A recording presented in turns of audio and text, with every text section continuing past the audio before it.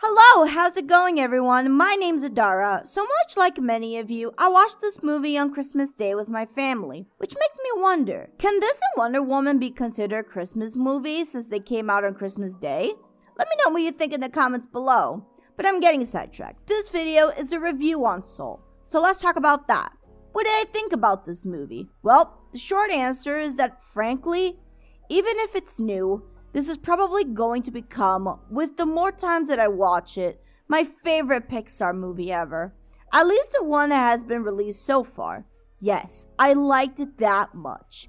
It wasn't a flawless film, but I haven't been able to connect with a Pixar movie as deeply as I connected with this one in a really long time. I feel like the more I watch it in the future, the more I will grow to love it. And that's probably because, at least I feel, that this is Pixar's first film that wasn't really targeted at children as the main audience, but adults.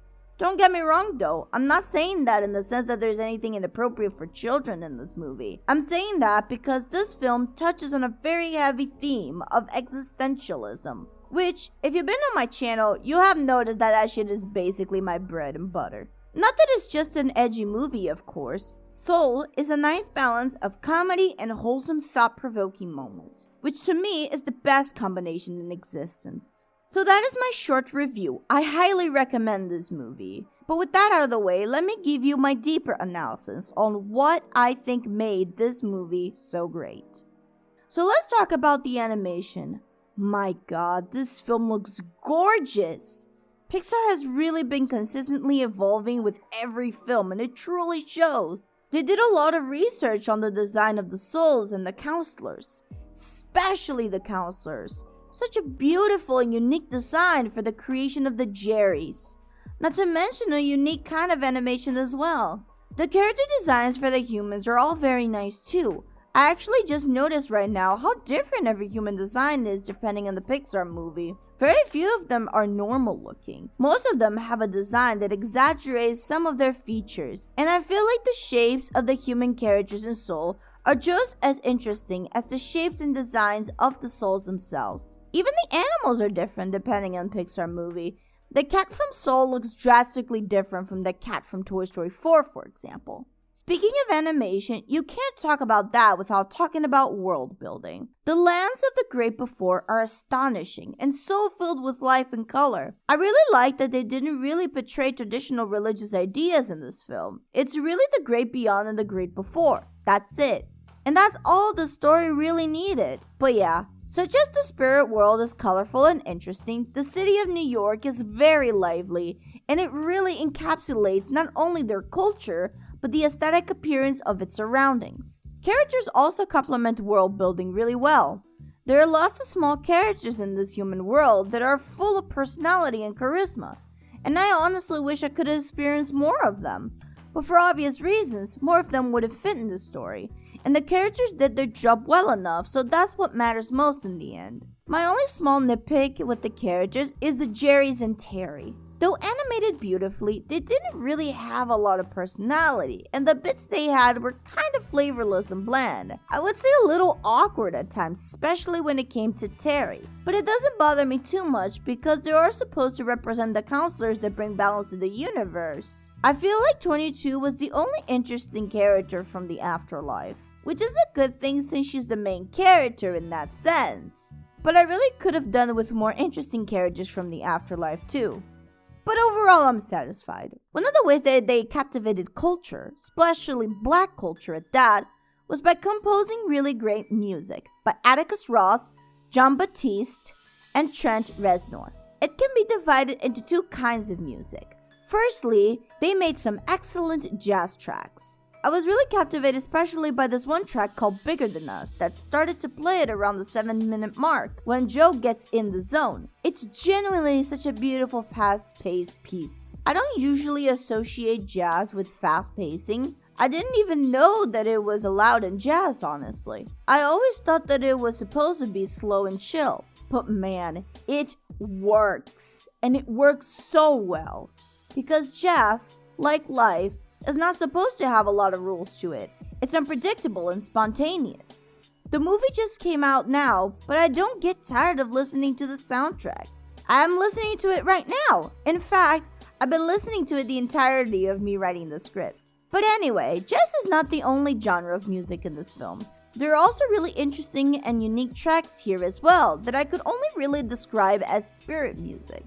These particular tracks all sound very different, but they all have one thing in common, and that is how they all sound like music that portrays and makes you envision things that are coming from a spiritual world. I feel like making this kind of experimental music is something very difficult to accomplish. So the fact that there are handfuls of these tracks in the film really shows how much hard work they put into it. The track that plays where Joe is, falling, is short but potent. It was the one I liked the most from these tracks, plus You Seminar that immediately followed after. There are also a few tracks that don't particularly fall into either of these categories. These tracks are more of your traditional Pixar emotional music, my favorite of this being The Epiphany, which in my opinion has potential of being remembered just as well as Married Life from Up. Acting was nothing short from good as well, at least the German dub anyways, which was what I heard since for those who don't know, that's where I live and not everybody in my household speaks English. The actors paid proper respect to their roles and delivered it quite well from what I could understand from tone and pace. I heard that the English acting was also good, of course, but I can't comment on that too much since I didn't listen to the whole thing other than the trailer dialogue. With all of those small bits and pieces addressed, let's talk about the core of this movie, the story and its message. I love a good comedy, but to me, the thing that I treasure most about this movie is the emotional parts. It is, at the end of the day, a movie with very serious themes, and because of that, I feel like it's Pixar's first movie that was intended for adults and not children. Unfortunately, I believe Soul is not a film that can be appreciated by children much. At least not all of them. One of my family members is a 7-year-old girl, and even though the movie was beautifully animated with bright colors and characters, she, out of all of us, was the least interested in the movie, moving around a lot and not paying attention. However, the older the child and the more mature, the more they would be able to appreciate it. And considering how I feel children today are maturing faster, I think it influences on how animated stories are tackled today. But that being said, I don't think that that's a bad thing. I feel like it's wonderful that Pixar had this initiative to expand more on its audience and make a film that is so daring and adult targeted. One of the things that it makes me reflect on is the Oscars. Disney and Pixar have been winning the awards for Best Animated Film for years. But since this movie is much more intended for adults, I wonder if those old men from the Oscars will actually pay attention this time, and for the first time actually watch something animated and take it seriously, you know? But I can only dream. Soul teaches its viewer that the most important things about life are the little moments. The victories of teaching, eating a really tasty pizza slice, hugging your parents, confessing to your loved one, the feeling of your first no in over a decade, laughing at silly moments with your friends, having an epiphany after a long day of sadness and crying, experiencing new hobbies, struggling to create a drawing or a piece of writing that you're satisfied with and proud of, moving across the globe to a country you've never been to before to start a new life with someone you met online who ended up being the love of your life. All of that and more. That's what makes life worth living. It's something that I feel most of us either don't know or just forget, especially in times of struggle and failure where you feel like you're worth nothing because you have something you care about that nobody else does, or where you want to give a piece of you to the world.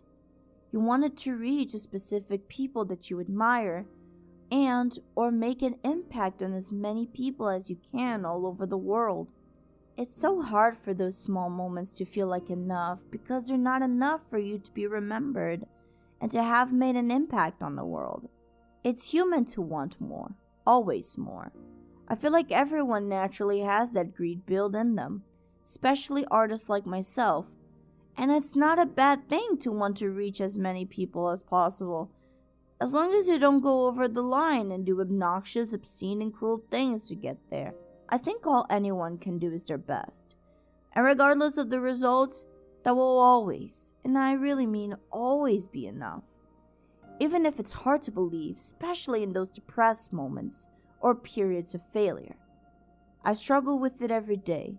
Being on this platform, I want nothing more than to give a piece of me to the world, make friends, and have people care for and appreciate me and my work in return.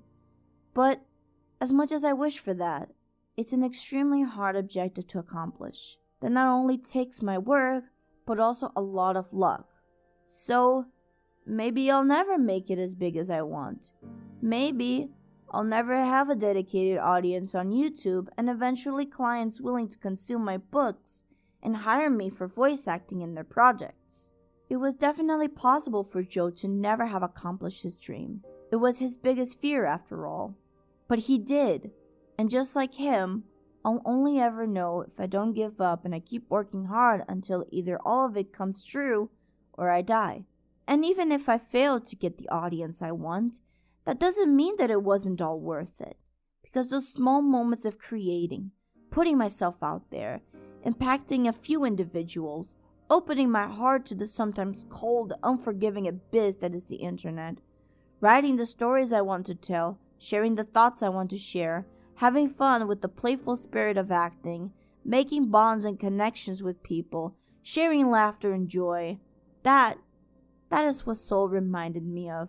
That is what made Soul one of Pixar's most memorable and greatest pieces of work. So yeah, that is my review and thoughts on Soul. What did you guys think of the movie? Could this be the new generation's Christmas tradition? Was it too strong of a movie for kids? And finally, will this be the year that the Oscars take animation seriously thanks to this movie? Leave all of those thoughts in comments below. I read every single one. If you like this vid and want to support me on my YouTube journey, please like, subscribe, hit the bell, and share this video.